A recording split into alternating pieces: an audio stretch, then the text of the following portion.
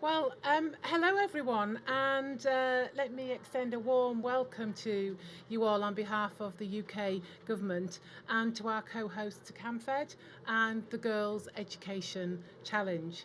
It's a particular pleasure to welcome the Honourable Agnes Nialonje, Malawi's Minister of Education, to be with us today. Welcome, Minister. We are here at COP26 in Glasgow because we are facing a climate challenge, a climate crisis. And we know the time to act is now. But we also know that what we are facing is an education crisis, with 9 out of 10 children in low-income countries still unable to read a simple story. The two problems are inextricably linked and cause disproportionate harm to both girls and women. The impacts of climate change hit women and girls particularly hard because of the social, cultural, and economic disadvantages that they already face. 4 out of 5 people who are forced to leave their homes because of climate change are female. Women and girls are also more likely to die in extreme weather events such as flooding and droughts. And as the climate crisis disrupts girls' lives, it also disrupts their education. Flooding is destroying schools, and droughts are leading to poverty, which means families cannot afford to send their children to school. Extreme weather already disrupts the education of nearly 40 million children a year, and it is getting more frequent and more severe. This picture may seem bleak, but education can be a powerful part of the solution. When girls go to school, they and their families can better cope with severe weather events. They can better understand and act on information and warnings, for example, about extreme weather events. And they are likely to be healthier and wealthier, and therefore better able to prepare for, adapt to, and bounce back from climate shocks. Education also empowers girls to be change makers, including leading work to help address climate change. And that is why, as G7 President, the UK is leading global action to get 40 million more girls into school and 20 million more girls reading by the age of 10. That's why in July we hosted the Global Education Summit. It raised more than $4 billion, delivering a major financial boost to children's educational opportunities. And that is why education is a key element of our climate response. We want girls to have the opportunity to build the skills that they need to not just survive, but to thrive, to be better able to cope with climate shocks and to be empowered to lead change. In Nepal, a country disproportionately threatened by climate change, our Girls' Education Challenge partners are working with over 2,000 girls across 80 schools to help them identify and mitigate the climate threats that they and their communities face. As we will hear later, through this initiative, girls are empowered to improve their own lives and to lead wider change. For example, using their findings to collectively press authorities for action. And so the UK is committed to action, but we need your help. Today, we are launching a wide-ranging consultation that will guide the UK's future work on these critical issues. We want to listen and to learn from all involved, from young people affected by this crisis, as well as teachers, education ministers, and civil society organisations. All voices must be heard, and that includes yours. We must base our future policy on the latest data and evidence, focusing efforts where they will have greatest impact if we are to reduce the threat from climate change and support resilient education systems. Collective action will be vital, and we really look forward to working with all of our partners, in particular with the US, who, as we will hear, are already picking up the baton. The scale of the challenge is significant, but if we work quickly and in partnership, we can meet it together. Thank you.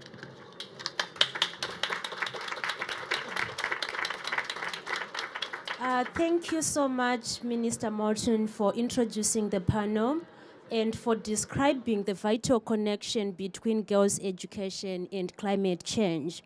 It's so exciting to hear of the introduction of the consultants on the topic.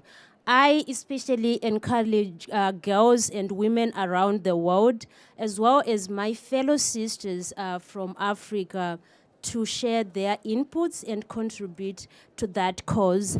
My name is Forget Shareka. I was raised by my late grandmother in a rural community in Zimbabwe. She was the best. She could do everything she could to support me with my education. But all her hard work could only take me far. And at a certain point, I was at the verge of dropping out of school. So with the support that I received from CAMFID and the partners, including the Foreign Commonwealth Development Office, as well as the MasterCard Foundation, I was able to complete my secondary school and my tertiary education. So today, I'm a proud member of the CAMFID Association of Women Leaders, leading change in developing our award-winning agriculture guide and building resilience actually in the community we come from. The network is made up of 178 women who were supported by CAMFID to receive education in rural Africa. Today, we are very committed to plow back the benefits of our education in our communities.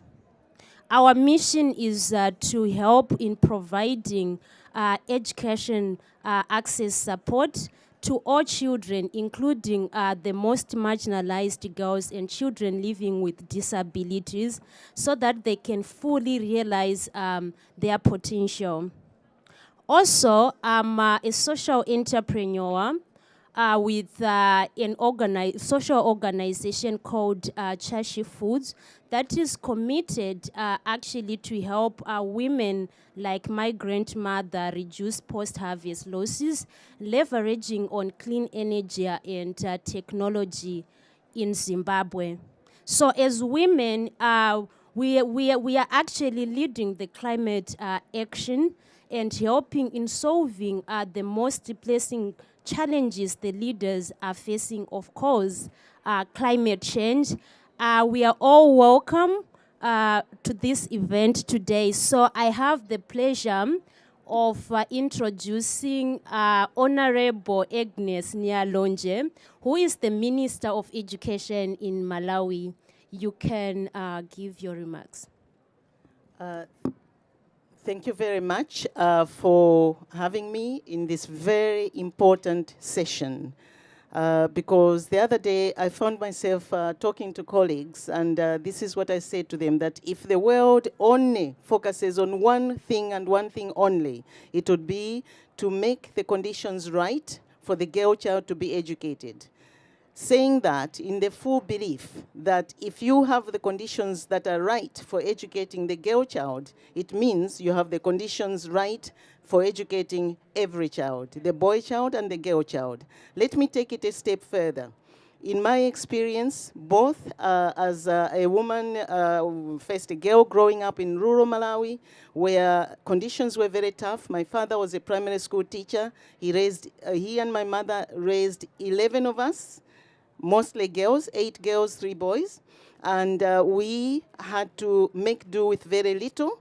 Most times, all the way till we got to secondary school, most of us only ever had one dress to our name and no shoes. But we didn't mind that because we knew that through education, we were plowing a path. In fact, as further we got with education, the more it felt like we're on a motorway because we had supportive parents and we had the conditions, which although at the time we thought that was poverty, compared to the education system that I'm now managing in Malawi, that was a fair bit more luxury than there is now. So the girl child that I want to put in front, as far as I'm concerned as minister, is a girl child that is living in rural Malawi in a lot of poverty and has disabilities, because it doesn't get any worse than that. If I, as minister, am able to create conditions that can put that girl child, the girl child with a disability and the girl child being raised in poverty, at the center of everything I do, then I know that every child in Malawi will have a good education. Now, here's the situation.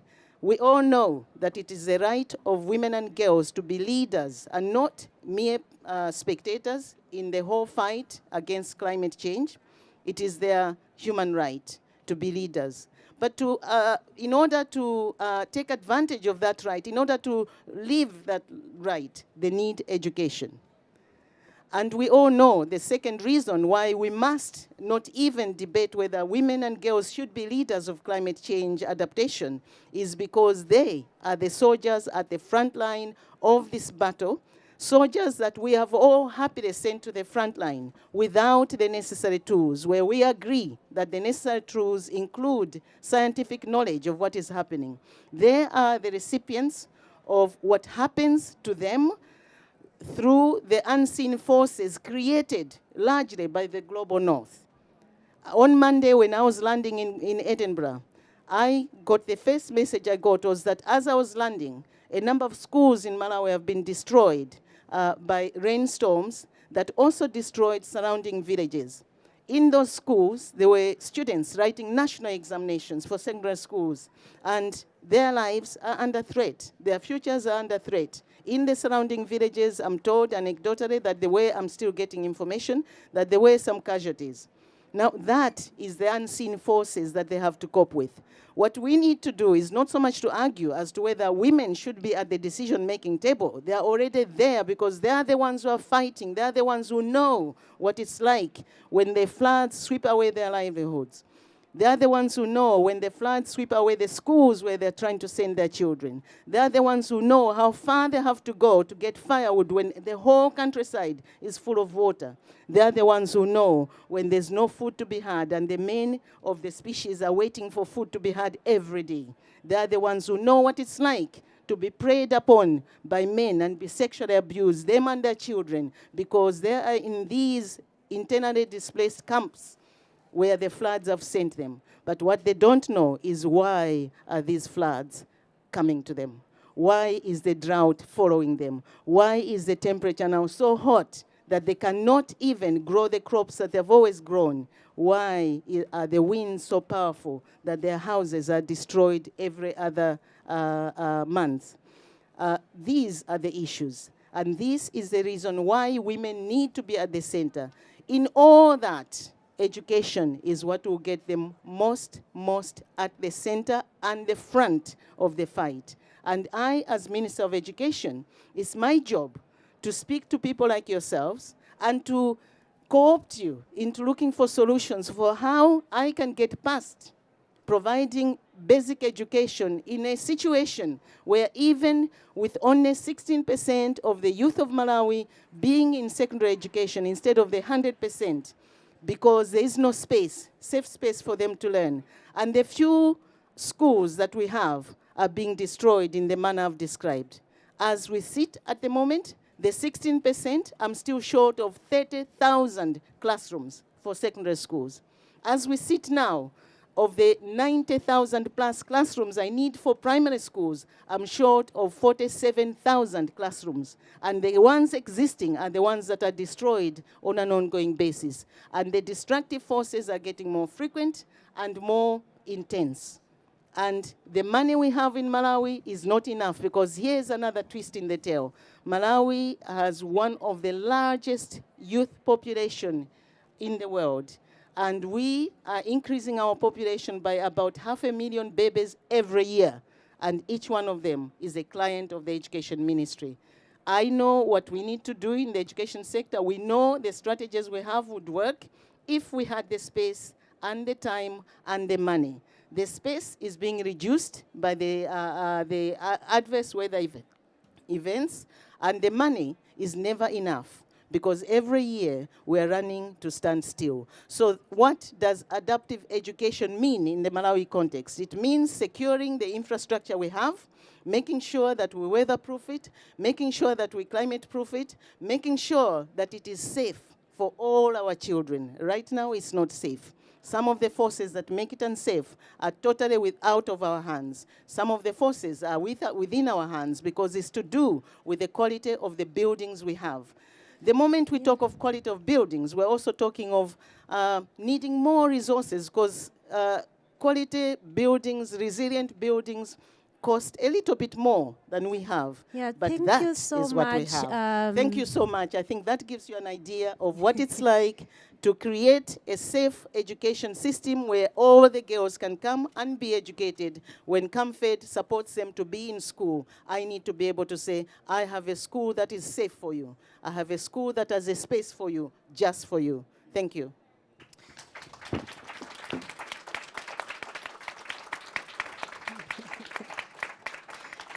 Thank you so much, Minister. So I will be very conscious with time. I really love how you articulated the link between girls' education, climate change, and the importance of education actually when it comes to coming up with solutions in being able to be on the leadership tables and in policy making.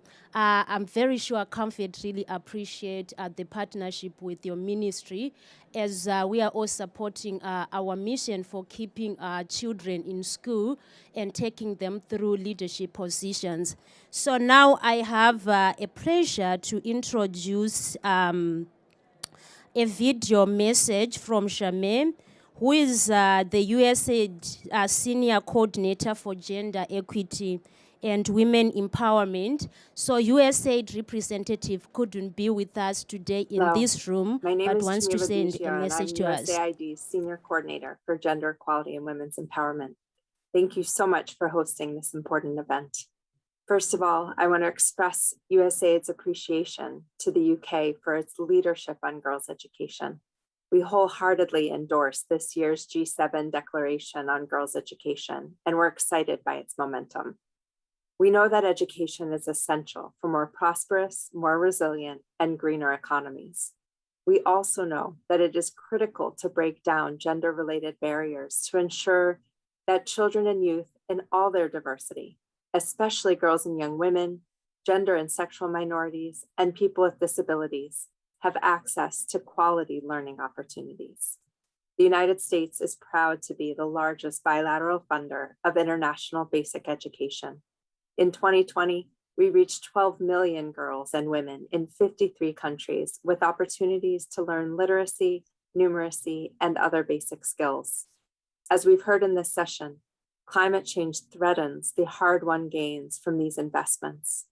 We must work to strengthen the capacity of education systems from pre-primary through higher education to take proactive measures to reduce climate shocks and stressors in the long term. At the same time, education should do more with the private sector to prepare all job seekers, especially young women, for work and leadership in the green economy. USAID is developing a new agency-wide climate strategy that recognizes the important contributions of girls and women to address climate change. And our climate programs are prioritizing this, from addressing the gender norms that determine access to and control over resources, to supporting the incredible youth around the world tackling climate change. We're grateful for our strong relationship with the UK to advance gender equality and climate action in and through education, and we look forward to doing more together. Thank you. USAID contributions and support in education is much appreciated, for it is there to support climate change, climate justice, and economic development. As you can see, I'm delighted to be joined by a brilliant group of panel to discuss on this important issue, of course, we need all to unite for men, women, boys, and girls. So now I have the pleasure of asking the panel to introduce themselves. So in this order, Sharon, Kirst, and Kath, may you kindly introduce yourselves, and good to be with you on the panel. Thank you. Thanks very much, Forget. And thank you for doing a brilliant job hosting as well. Good afternoon. My name is Sharon Tao, and I'm the Education Director and Team Leader of the Girls Education Challenge, which is a flagship program for the UK's Foreign and Commonwealth and Development Office. I'm incredibly honored and privileged to be on this panel today, particularly as I hope to be able to speak on behalf of the 1.5 million girls who the GEC supports. For those of you who might not be familiar with the GEC, we work with some of the most marginalized girls across 17 countries in Africa and Asia. And although climate change affects all of us, it's these marginalized girls who are disproportionately affected by climate change and the economic, social, and security impacts that result. As Minister Morton mentioned, often during climate crises, girls are the last to eat or be evacuated. They face greater health and safety risks when water and sanitation systems are compromised. They take on increased domestic chore burdens and are at higher risk of early marriage when family resources dwindle. And it has been undeniably clear that climate change has affected the lives of the girls who the GEC supports. And although we don't believe that marginalized girls should be viewed as the panacea for climate change problems they did not create, we do think it's important to discuss how girls' education can be one of the most powerful mechanisms to mitigate against long-term effects of climate change. So I really look forward to being part of that discussion today. Thanks. Fantastic. Hi, my name is Kirstine Newman, and I am the Program Director for RISE. And RISE is a research program which focuses on education, and in particular focuses on foundational skills and how we can support education systems throughout the world so that they ensure that children are developing those foundational skills. We're funded by the UK government, the Australian government, and also the Bill and Melinda Gates Foundation. And the program was originally established in recognition of the fact that we are facing a learning crisis. As Minister Morton said in her opening remarks, in low-income countries, 9 out of 10 children are not even learning to read by the age of 10. I feel like that's so monumental, I almost want to say it again. 9 out of 10 children in low-income countries are not even learning to read by the age of 10. And it's, in my opinion, a global disgrace that we are allowing the children of this world and the girls of this world to face that injustice. So the RISE program is attempting to do research to understand education systems and education system reform, and looking at ways in which we can support education systems to do better and to ensure that all children have the chance to fulfill their potential. Hi. My name's Catherine Porter. I'm really happy and honoured to be here as well in such an esteemed group of women.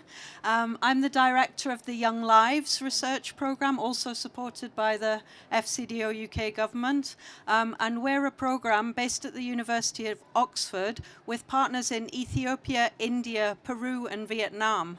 And we've been running for 20 years now, following the lives of 12,000 children born in those 4 countries, and we've watched them grow up. We've been following their life trajectories over time, how they've grown, what their education is, and how they've learned over time. And one of the things that's very striking to us that we're beginning now to uncover is the effect of climate shocks on young people's lives from a very early age, even from in the womb.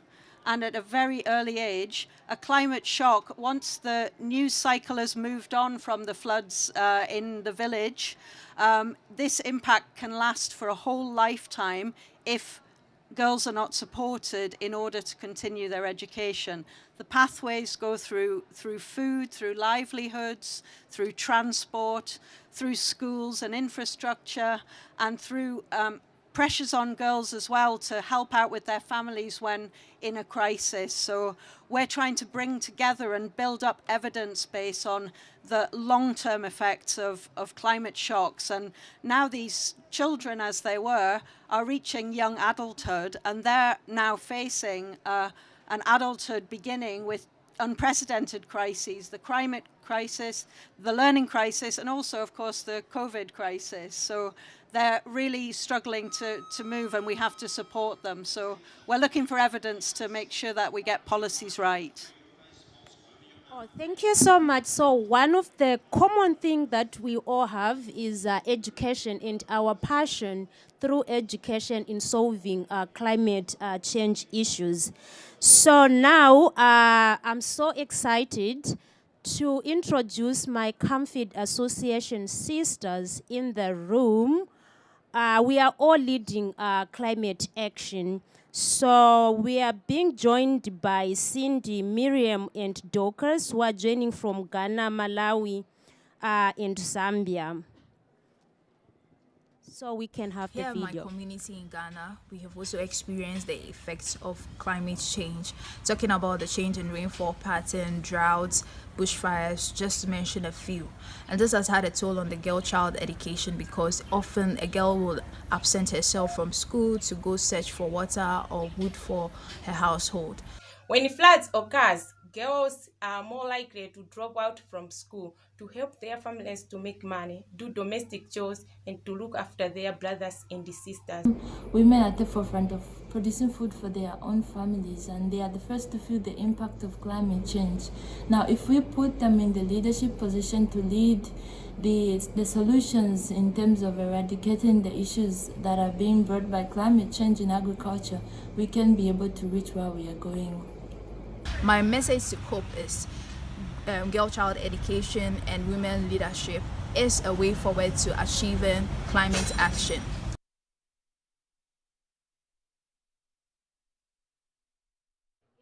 Explaining how climate change is actually affecting a girl child and women in our society, but the very important thing, they are also leading climate action. So, Kerstin, we have a question for you from Dorcas. So I'm going to read.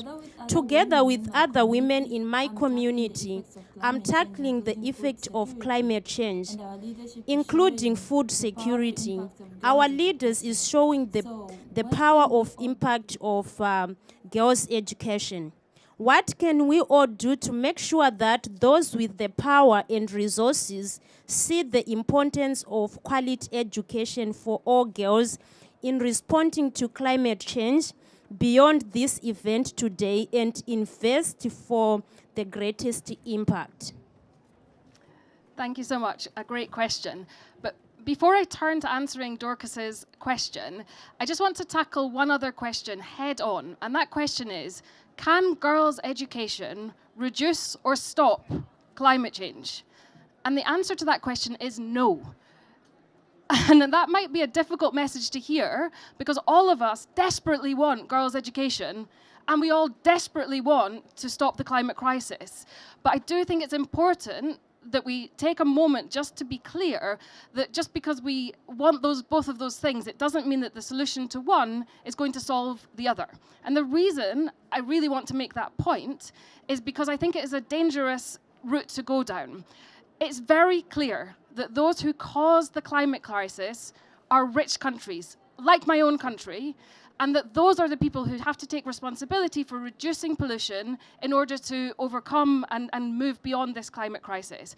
And so I just want us to be careful that we're not inadvertently suggesting that the responsibility for tackling climate crisis is on poor countries, and in particular on poor girls. Now, with apologies, I did a politician thing and answered a different question. So I am going to come to Dorcas's very important question, which is what message do we need to get to those people with power and influence?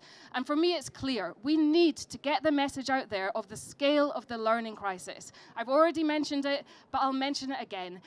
In developing countries, and particularly in the lowest income countries, the majority of children, the vast majority of children, are in school and learning almost nothing. This is the message we need to get out there. And one additional and scary fact, and actually was alluded to by the Honourable Minister earlier, is that this situation is getting worse, not better. So everything that we've been doing for the past decades to try and tackle the learning crisis, we're failing. the education levels and the learning levels today are lower in much of Africa and much of South Asia than they were 50 years ago. So that is the message in terms of those that are powerful and have influence. We need to get the message out that this is also a crisis, and for many countries it's at least as much of an existential crisis as the climate crisis. Thank you so much, Kirsty. It's good that we are having this dialogue going on. I hope the leaders are listening and they will just open their heart with compassion and find it good to act on that and invest in education as it is a green investment. So next video. My question for the panel at COP26. From experience, I know that girls' education and women's leadership are key to tackling climate change. How can we make sure that gender equality is at the heart of climate action?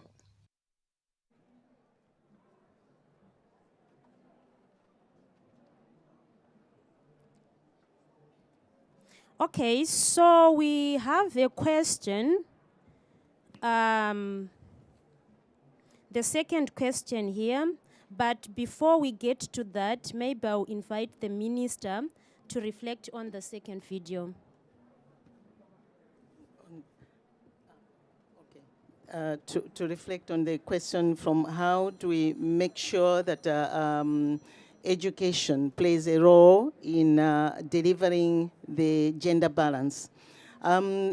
Taking the example of Malawi, what we're doing has to be seen at many different levels. The first thing is that because of the limited number of spaces in our schools, girls tend to be left behind. So when I, as minister, and I have some of the directors from my ministry here, when we are working to improve and expand access to education, we are dealing with the gender question, because the more spaces that there are, the more girls will keep in school and stay in school until they complete their education, because this is how it goes. A very crowded classroom, girls tend to give up, because in a crowded classroom, what you find is that it is very difficult, especially the higher up classes, like say when you're having your menstrual periods, it is very difficult to sit in a crowded classroom and concentrate and so on. So you tend to give up going to school. When schools are very far away from home, 10 kilometers one way, then girls tend to stay. So all these things that we're doing, including making sure that we have infrastructure like wash facilities that are suitable for girls to keep in school, that is part of making sure that we get girls to stay. Improving the relevance of education, the quality of the curriculum, paying attention to foundational skills, as Kirsty has said, that is part of making sure that the girls feel that they're getting something relevant out of education. So our focus is not just on infrastructure, is not just on the quality of the education, is also on the quality of the teachers, is also on looking at the specific gender actions that can make sure that girls come to school. So by working with our Ministry of Gender to make sure that we reduce early childhood, early pregnancies and teenage marriages, that is part of what we need to do, and that is part of what we're doing to make sure that we equalize the gender question. Thank you. Thank you so much, Minister, for a thoughtful response. Definitely, I'm a firm believer in bringing gender equality in the climate response. So we are moving on to the third video from Cindy from Ghana. We've heard that COP is a vital summit and last hope to working together as a global community to keep global warming in manageable levels. So my question is, what would you do to ensure that girl-child education and climate change is prioritized by the organization you represent? Thank you. Okay, so we have a third question. We have heard that COP26 is a vital summit. our last chance to work together as a global community to keep global warming within manageable levels. What are you doing to ensure that girls' education and climate change are prioritized by the organizations you represent? So we can maybe, because of time, we can try to answer these questions like at the end of the videos. So now I invite Sharon to reflect on the second video. Thank you. Thank you, Forget, and thank you, Cindy, for the very important question. So as I mentioned earlier, I represent the Girls' Education Challenge, which is a 13-year, £855 million program funded by the UK government, and it's comprised of 41 different projects across the 17 countries in Africa and Asia. So in total, the GEC is reaching 1.5 million girls, making it the largest global fund for girls' education. So Cindy's question is, how are we focusing and making sure that girls' education and climate change are being prioritized? Well, certainly, as you can imagine, girls' education is categorically prioritized by every single one of the GEC projects, and because it's our fundamental aim to strengthen the educational opportunities for the most marginalized girls. And these marginalized girls are those who've dropped out of school, never been to school, or like Forget had mentioned earlier, those who are in school but most at risk of dropping out. And it's this laser focus on girls' education that has positive effects on climate change, both in the immediate and longer term. So currently, our GEC projects have witnessed firsthand the impacts of climate change on girls and their families. So from everything from flooding in Nepal and Somalia, to food insecurity in Malawi, to extreme weather and drought in Kenya and Zimbabwe and Zambia. And many GEC projects are working with, in these contexts, to equip girls with the tools to deal with these climate impacts, as well as tools to identify solutions for mitigating recurrent impacts in the future. So for example, we have a program called the Engage program that's implemented by VSO in Nepal. And this will be featured in a video shortly. But they are building resilience with girls and the education system through engaging in child-centered risk assessments and climate adaptation planning with schools and government stakeholders. So they've already engaged with 2,000 girls in over 82 schools on these climate assessments and plans. And in addition to these disaster risk reduction skills that the GEC projects are providing, girls' education also provides broader cognitive tools for girls to plan, cope with, and rebound from climate impacts, particularly those who are the most vulnerable to these impacts. So these tools include troubleshooting and problem-solving skills, as well as the ability to seek, consume, and use critical information. And of course, at a more academic level, girls' education also develops the skills needed for green jobs in the future. But in addition to this, GEC projects are also strengthening girls' leadership skills and ability to value and use their voice. And another key part of this piece is also working with boys and men in wider society to shift gender norms and power dynamics so that these female voices are valued and made space for.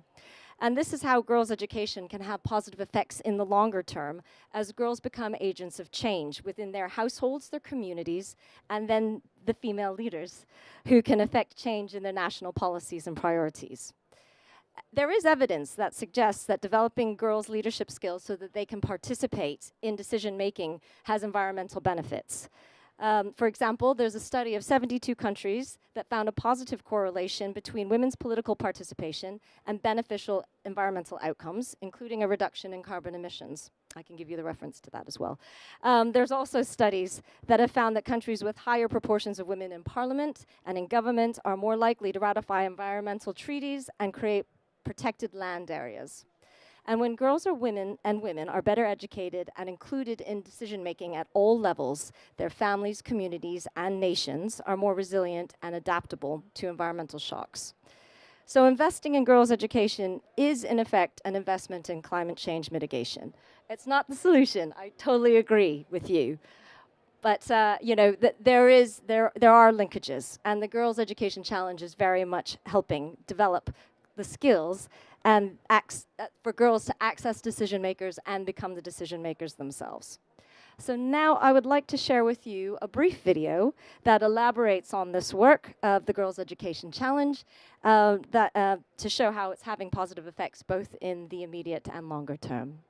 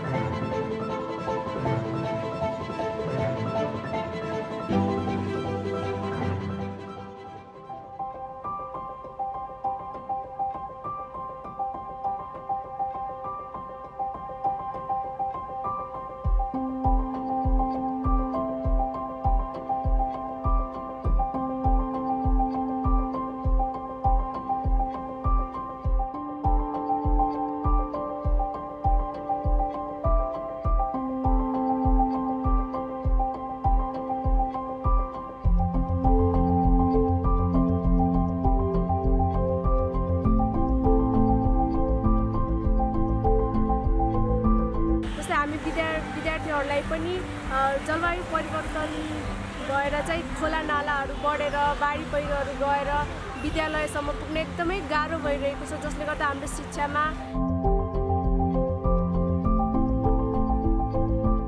त्यसमा चाहिँ जनचेतनाहरू फैलाउने र वृक्षारोपण गर्ने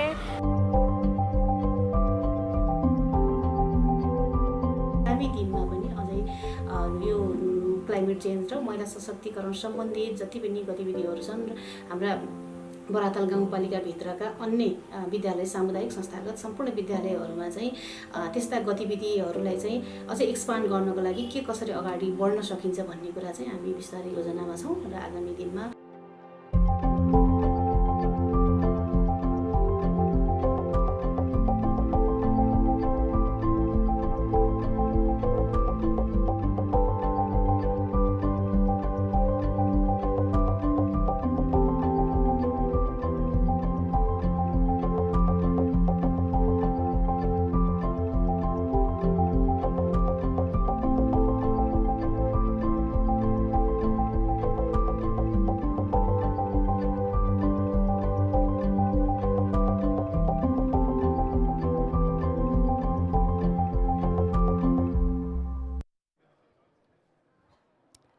So as we saw there and as we've been discussing today, vulnerable girls and women are disproportionately affected by climate change. But as you saw, the Engage project is working with girls to develop their climate resilience plans and taking these to education authorities to influence local and national level policy. And in addition to this, the longer term effects of girls' education is advancements in sexual reproductive health, fostering leadership, supporting pro-environmental decisions, and developing green skills for the future. But as the video noted, it's not enough. And we do need to create a stronger evidence base to ensure that girls' voices are foundational to this evidence. But as I mentioned earlier, there are emerging links that show that an investment in girls' education is, in effect, an investment in addressing climate change, which is why all of us, ministries of education, multilaterals like the Global Partnership for Education, donors like FCDO, USAID, I did hear that Nancy Pelosi was here and noted that girls' education is an investment that we should all be making.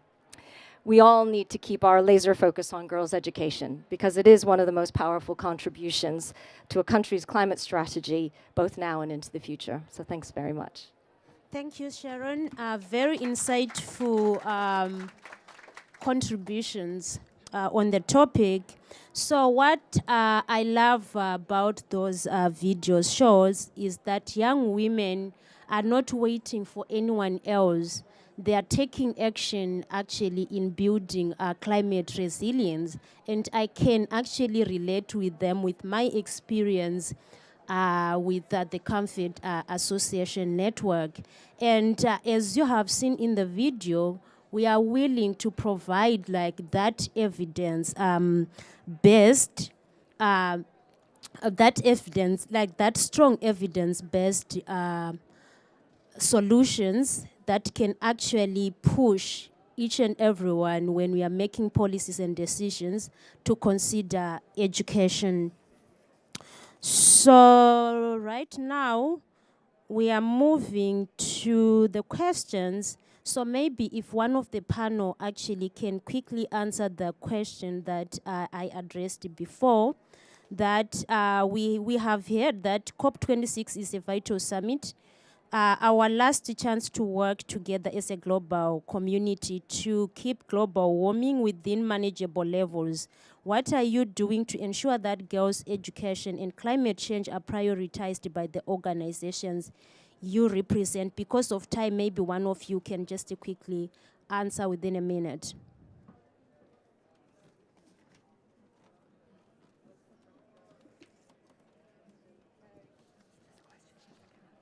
Okay.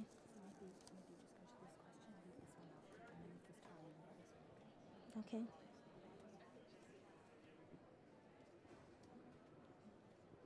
Okay, so maybe let me just quickly move, to save time, let me quickly move to another question. So this question is actually directed to Kathy. There is much that is known about climate crisis, but still so much that is unknown.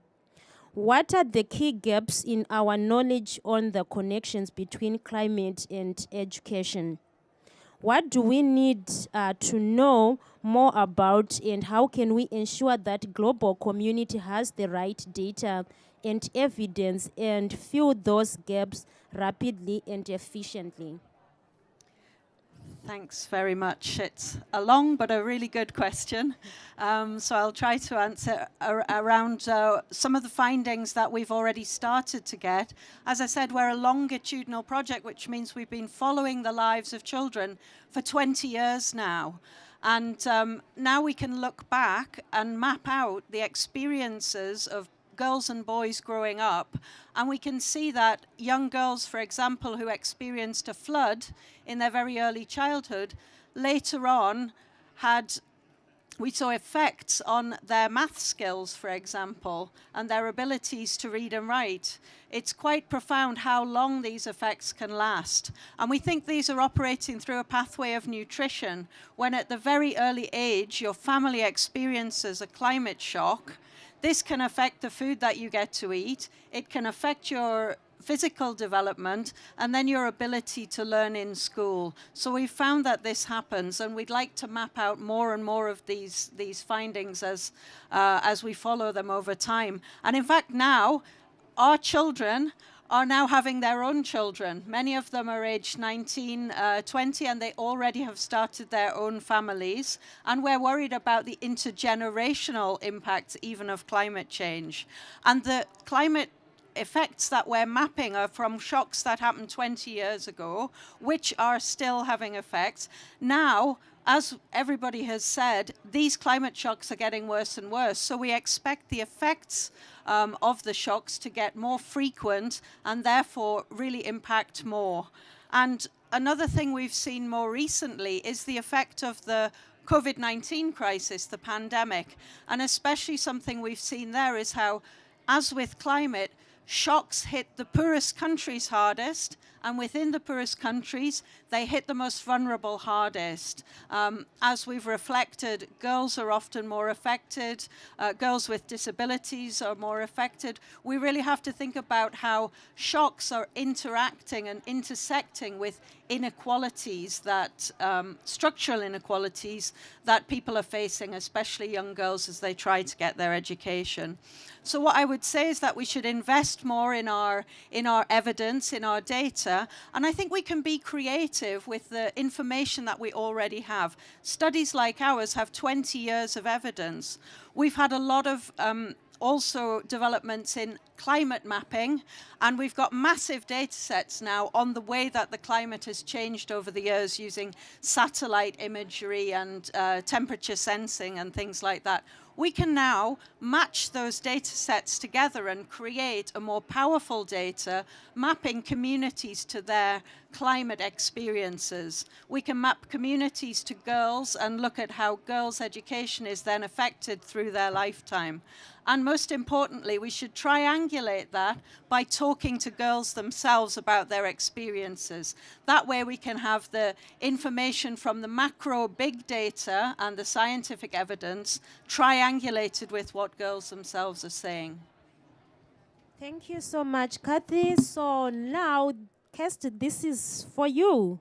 How, in your opinion, can we make sure that policy making with respect to the connections between climate and education is underpinned by robust data, evidence, and research? Thank you. So I do think that evidence and research has a huge amount that it can tell us about how to tackle these twin crises of the learning crisis and climate. However, I do also think that it will only help us if we're brave enough to listen to what it has to say, even if that doesn't fit neatly with our preconceived ideas or our political narrative or our normal way of doing things. So I'll give 3 examples quickly of this. The first one is that the evidence is giving us a clear indication that we really need to focus on foundational skills. We've said it already, but I'm going to keep saying it. So the research we have in RISE shows that those children who are learning how to read mainly do that in the first few years of primary school. A girl who gets to the age of 10 and hasn't yet learned to read is very, very unlikely to ever become fully literate. So if we want to support those girls, we really need to intervene early, and we need to focus on interventions that help them to build those foundational skills. It's really important to say that is not because we believe that education is only about literacy and numeracy. It's completely the opposite. We believe that they need to have those foundations because it's only with the foundations that you're then able to build on top of it and achieve some of the amazing leadership and skills and critical thinking and problem solving that we've all been talking about. So the second point I want to make is that the evidence is telling us that we need to look at education systems rather than going in with individual standalone projects. Now, I'm a staunch feminist, and I imagine that most of the people in this room also are. So I want to do the best possible thing that I can do for girls. And that means that I want to do the best possible thing for girls, even if that also means it will equally affect boys. In fact, that's a good thing. So, in other words, what I'm saying here is that the evidence is telling us that the stuff that we can do that helps climate resilience is about focusing early, focusing on foundational skills, focusing on the systems. And you might all be thinking, but those things are not specific to girls and they're not specific to climate. And that's true, and that's great. Because if we focus on those things, it will be the best thing we can do for climate resilience, but it's also the best thing we can do for health, for the economy, for employability, for leadership, for citizenship, and so on. The final thing I want to say very quickly is that, yes, of course, we need more evidence. And there's lots of questions that we still have out there that we need to tackle. But we also need to get better at making use of the evidence we already have. So we know what good teaching looks like to build skills in literacy, numeracy, socio-emotional skills, but we need to get better at supporting systems to make use of that to actually make a difference to children's lives. And that means supporting people like the Honourable Minister here, who's at the head of a ministry that is trying to tackle that issue, but supporting right through the system, including, very importantly, the teachers who are at the front line of this crisis and who need to be supported and enabled so that they're able to get girls learning. Thank you so much for your well-articulated response. So at this moment, I will hand over to the Minister to give some brief remarks with conscious to time, please. Thank you so much. I'll take off from where Kirst left off, just to say that in keeping with the belief that when you're fixing the education system, you're fixing it for girls, you're fixing it for boys, you're fixing it for the country. It is our intention, and in fact, we're already working on those things in Malawi, paying attention to foundational skills, because what we realize is that although we attract up to 90% of learners into primary school, by the end of 8 years, only 58% complete their education, and fewer girls do than boys. What we've decided, and me as an individual, me as Minister of Education, my legacy goal is to focus on making sure that by 2030, all our children are completing primary education. What that means is paying attention to 5 things. Number 1, making sure that we have the best teachers in primary schools allocated to the first few years of primary education, so that we have the fundamentals, the foundational skills right. Number 2, paying attention to the training and development and management of teachers, which includes looking at the numbers of teachers we have, because we are very short of teachers. Number 3, looking at school feeding. Nutrition for our learners is one of the biggest factors in dropouts and repetition, and also in poor performance right to the end of the primary stage. Number 4, it's about expanding access through digitalizing education, because we know that we don't have enough resources to have physical infrastructure. And number 5, have I covered number 5? Number 5 is about revamping the curriculum to make sure that our education is relevant to now. That is what we're doing. Thank you very much. Thank you so much. We have covered a lot of ground today, and time is just running like rushing against us. So I will just want to share some key points I've written with key messages. So as we all know, climate change threatens decades of gains made in education and gender equity. Women and girls are the most impacted by climate change, by climate emergence. Yet, armed with education and training, are powerful leaders of change.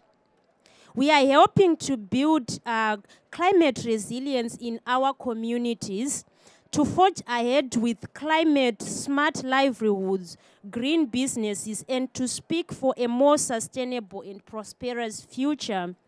It is absolutely vital to reach and support the most marginalized young people, including children with disabilities, because when we support the most marginalized to access and thrive in education, it improves the learning environment for everyone, and we all benefit.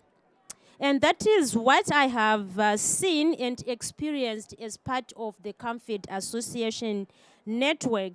As sisterhood, we are leading climate action, and we are leading climate action